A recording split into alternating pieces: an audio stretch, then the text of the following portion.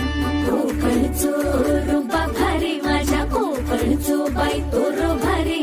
दिसते भारी गणपतीची स्वारी अन आला धादिस मामाच्या घरी मालवण चिपळूण सावंतवाडी माझ्या कोकण गावांचो दिमाग भारी